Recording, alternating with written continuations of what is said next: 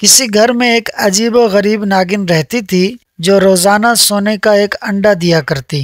گھر کا مالک مفت کی دولت ملنے پر بہت خوش تھا۔ اس نے گھر والوں کو تاکید کر رکھی تھی کہ وہ یہ بات کسی کو نہ بتائیں۔ کئی ماہ تک یہ سلسلہ یوں ہی چلتا رہا۔ ایک دن ناگن نے ان کی بکری کو ڈس لیا اور دیکھتے ہی دیکھتے بکری مر گئی۔ گھر والوں کو بڑا غصہ آیا اور وہ ناگن کو ڈھونڈنے لگے تاکہ اسے مار سکیں، مگر اس شخص نے یہ کہہ کر انہیں ٹھنڈا کر دیا کہ ہمیں ناگن سے ملنے والا سونے کا انڈا بکری کی قیمت سے کہیں زیادہ مہنگا ہے، لہٰذا پریشان ہونے کی ضرورت نہیں۔ کچھ عرصے بعد ناگن نے ان کے پالتو گدھے کو ڈس لیا اور وہ بھی فوراً مر گیا۔ وہ لالچی شخص گھبرایا مگر تھوڑی ہی دیر میں دوبارہ لالچ کے نشے میں آ گیا اور کہنے لگا، اس نے آج ہمارا دوسرا جانور مار ڈالا۔ خیر کوئی بات نہیں، اس نے کسی انسان کو تو نقصان نہیں پہنچایا۔ گھر والے چپ ہو رہے۔ اس کے بعد 2 سال تک ناگن نے کسی کو نہ ڈسا۔ گھر والے اپنے جانوروں کو بھول گئے۔ اچانک ایک دن پھر ناگن نے ان کے غلام کو ڈس لیا۔ اس بیچارے نے مدد کے لیے اپنے مالک کو پکارا مگر اس سے پہلے کہ مالک اس تک پہنچتا زہر کی وجہ سے غلام مر گیا۔ اب وہ لالچی شخص پریشان ہو کر کہنے لگا، اس ناگن کا زہر تو بہت خطرناک ہے، اس نے جس کو ڈسا وہ فوراً مر گیا، کہیں یہ میرے گھر والوں میں سے کسی کو نہ ڈس لے۔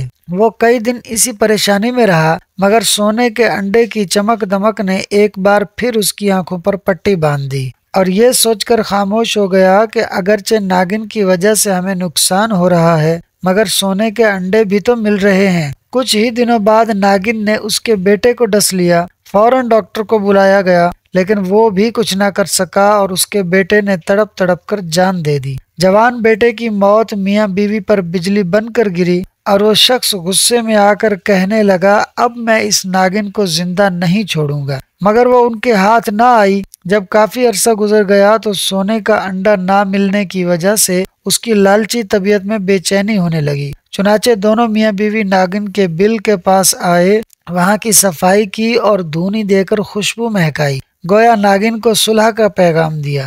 حیرت انگیز طور پر وہ واپس آ گئی اور انہیں پھر سے سونے کا انڈا ملنے لگا۔ مال و دولت کی ہرس نے انہیں اندھا کر دیا اور وہ اپنے بیٹے اور غلام کی موت کو بھول گئے۔ ایک دن ناگن نے اس کی زوجہ کو سوتے میں ڈس لیا۔ تھوڑی ہی دیر میں اس نے بھی دم توڑ دیا۔ اب وہ لالچی شخص اکیلا رہ گیا تو اس نے ناگن والی بات اپنے بھائیوں اور دوستوں کو بتائی۔ سب نے مشورہ دیا، تم نے بہت بڑی غلطی کی، اب بھی وقت ہے، سنبھل جاؤ اور جتنی جلدی ہو سکے اس خطرناک ناگن کو مار ڈالو۔ اپنے گھر آ کر وہ شخص ناگن کو مارنے کے لیے موقع تاک کر بیٹھ گیا۔ اچانک اسے ناگن کے بل کے قریب ایک قیمتی موتی نظر آیا جسے دیکھ کر اس کی لالچی طبیعت خوش ہو گئی۔ دولت کی ہوس نے اسے سب کچھ بھلا دیا۔ وہ اپنے آپ سے کہنے لگا، وقت طبیعتوں کو بدل دیتا ہے، ہو سکتا ہے اس ناگن کی طبیعت بھی بدل گئی ہوگی کہ جس طرح یہ سونے کے انڈے کے بجائے اب موتی دینے لگی ہے اسی طرح اس کا زہر بھی ختم ہو گیا ہو،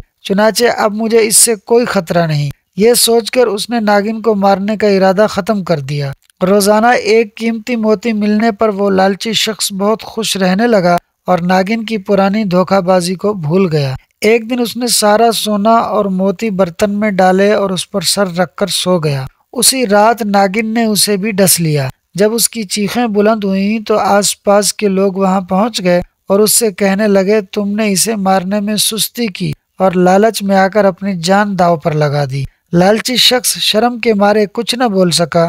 اس نے سونے سے بھرا ہوا برتن اپنے رشتہ داروں اور دوستوں کو دیتے ہوئے نہایت حسرت سے کہا، آج کے دن میرے نزدیک اس مال کی کوئی قیمت نہیں، کیونکہ اب یہ دوسروں کا ہو جائے گا اور میں خالی ہاتھ اس دنیا سے چلا جاؤں گا۔ اور پھر کچھ ہی دیر میں وہ مر گیا۔ دوستو، سنا آپ نے کہ مال و دولت کی ہرس نے ہنستے بستے گھر کو اجاڑ کر رکھ دیا۔ حریص کی نگاہ محدود ہوتی ہے جو صرف وقتی فائدہ دیکھتی ہے، جس کی وجہ سے وہ درست فیصلے کرنے میں ناکام رہتا ہے۔ جیسا کہ اس حکایت میں لالچی شخص کو دولت کے نشے نے ایسا مدہوش کر دیا کہ بیٹے اور زوجہ کی موت بھی اسے ہوش میں نہ لا سکی اور بالآخر وہ خود بھی موت کے منہ میں جا پہنچا۔ دیکھے ہیں یہ دن اپنی ہی غفلت کی بدولت، سچ ہے کہ برے کام کا انجام برا ہے۔ اللہ پاک سے دعا ہے کہ وہ ہمیں ہرس سے بچنے والا بنائے، آمین۔ دوستو، ویڈیو اچھی لگی ہو تو فاسٹ سنو یوٹیوب چینل کو سبسکرائب کر لیں۔